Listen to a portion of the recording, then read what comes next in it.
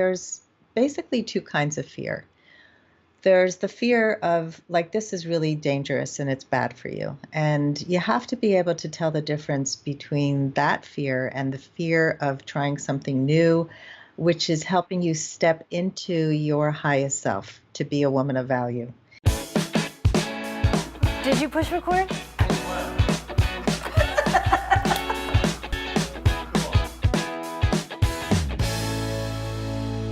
Thanks so much for tuning back into our second act with Paige and Silka. We're continuing our expert segment today with Sandy Weiner, best known as the dating coach for women over 40 and the founder of Last First Date. Sandy, thanks so much for joining me again.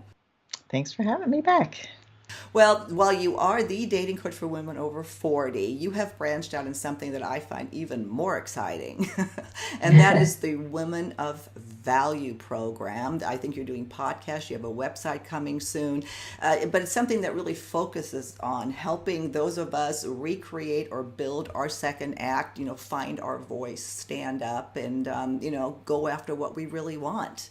And in this segment, I'll obviously link to all your information into our last segment, but there's a topic that you wrote about that talks about settling, the whole idea of settling. I mentioned to you off camera that I kind of think that people maybe settle more as they get older because they think they have to, but you had a different opinion on that. I have seen the opposite. I have seen people settle early in their lives for a relationship they didn't want or a job that they didn't want, and they didn't have the courage to speak up, to say, or to really understand that we have choices. I mean, we're very lucky we have choices in our society. And the story that I talk about, well, it starts with a little parable about coming into a conference where everybody has a notebook on their chair, and there's a yellow notebook on your chair, and you don't really like yellow, but you sit down and you take it anyway. And then the instructor says, if you don't like the color of your notebook, go find one you like. And that concept was so foreign to me when I first read that. Like, wait, you can actually change your notebook? You don't have to just kind of make it work. I was a make it work kind of person. Like, I was given a bunch of cards that weren't really great, and I was I'll make it work, and it was sort of a badge of honor. I can make anything work.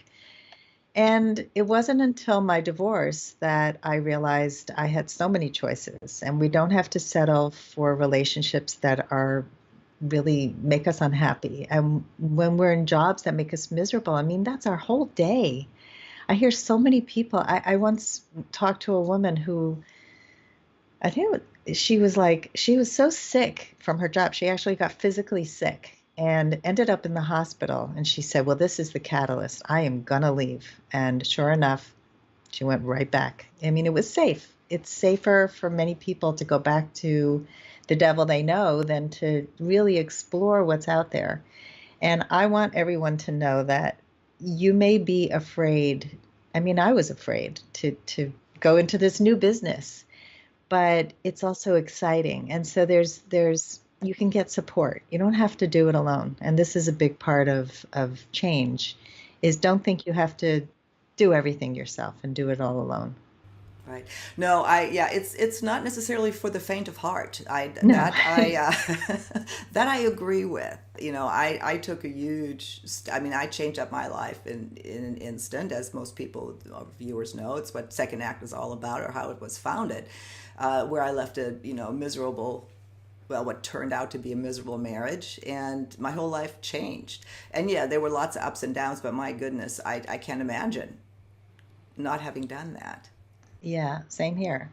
Yeah, it's scary to leave a marriage. And I had 3 kids, and I had no idea what was on the other side. I didn't have steady income. I went and got a house and had to pay a mortgage, and I had no idea how I was going to do that. And and then you make it work. And each step you just keep pushing forward.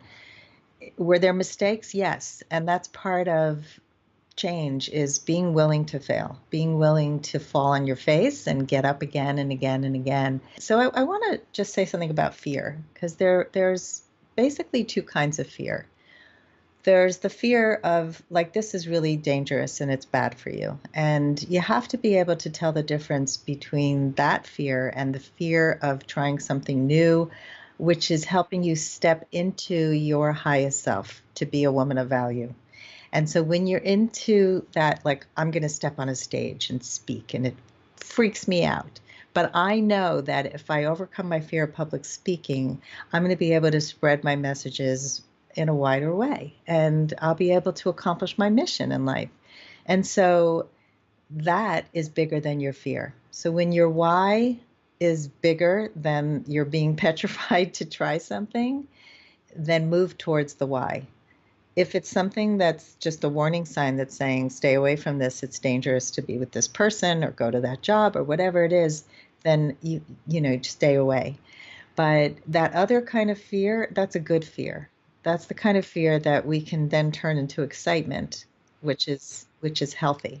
Yeah, that motivates you. Yeah.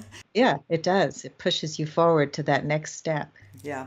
No, we've done lots of programming on finding your purpose, finding your passion, because we are so focused on that at this time in life. To me, I can't ever talk about it enough.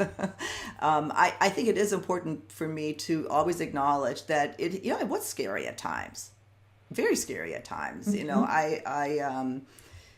I don't, the rah rah, you can do it, never give up. Yes, but you have, all those people also have fears. So for some reason, that's really important for me to communicate, and that you're normal if you feel that way. It doesn't mean you're weaker than the people who are giving you advice. Yeah. It's not a straight line either. Like, it's not like, oh, I make a decision to do this and then I go there. It's here and here and here. It's like, yeah, I mean, I was struggling with this decision to step onto this bigger stage and do this work. And I had never worked in corporate, and here I was like pitching to corporations, and my website wasn't done, and I was like stepping into this huge place. But I got the support of a coach who believed in me, who knew about the woman of value because it came up 3 years ago in a coaching session. So when I came back to her, she said, Woman of value, Sandy, that is you. And I've been quoting you for years, telling everybody they have to be a woman of value. So I have all my women in my Facebook group, who we have like 2,800 women, and they're all talking about stepping into their value and being a woman of value. And so it had to come, but I couldn't see it yet, and it was like so scary, like recreating, reinventing, starting from scratch. How do I do it? And so you can easily get overwhelmed, or you can take baby steps towards meeting those goals. And that's what I did, and that's what I encourage everybody to do. You don't want to die with regrets. You don't want No. to say, "Oh, I wish I had tried that." Yeah, that would be my biggest regret. And some of just two pieces of not advice, but something I remember that came up for me when you were just talking. One is, yeah, you imagine yourself on your deathbed, whatever that is. Let's say at 100, and looking back and regretting not having tried something. That would be horrible. Yeah. And then the other piece, and you said that you were fearful. That to me, you were such a poised, well-spoken, soft-spoken, yet stern. You'd like the woman with confidence. So I like that you admit that, yeah, no, you get fearful too. Oh my God. I still get scared every time I'm on a stage. I mean, my TEDx talk was it was something I got before I could ever speak. And again, it was like I said yes to it because I had passion, because I wanted to spread this message. And I had no idea how to get up on a stage. I had no idea how to write a freaking speech. Mhm. I mean, I was all over the place. So I hired a speech coach and I went to Toastmasters, and I performed this speech like 8,000 times. So it's, and I researched how do other people do it, so it's a lot of things. But again, my why was bigger than my fear. And so when I got up on that stage, I had learned how to calm my nerves. I had learned how to take the fear and put it into my body as excitement. And I really, really feel that we don't want to get paralyzed by our fears when they're getting in the way of our greatest gifts. And being able to really feel our potential is maximized. Yeah. Well, Sandy, I'm going to obviously link to all of your information, to whatever links you can give me to articles and to the new Women of Value programs that you're putting out. Is there anything else that you'd like to leave our viewers with in closing out this segment? I just really encourage all of you to think about what it is that you're dreaming about. Even if it's a little dream, maybe it's something that you dreamt about as a kid. Maybe it's something that got planted in you at some point in your life. And find a way to make it happen.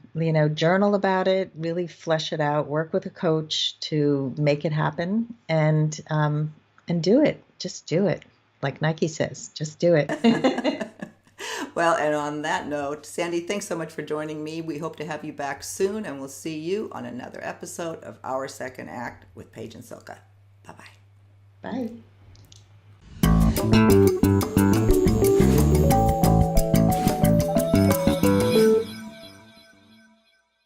Thanks so much for watching. For more information on recreating your life after 50, please visit our website, secondact.tv. And if there's a topic that you'd like to see us cover in the future, we have a suggestion box on the upper right-hand corner of our homepage. Just drop us a line. We'd love to hear from you. See you next time. Bye-bye.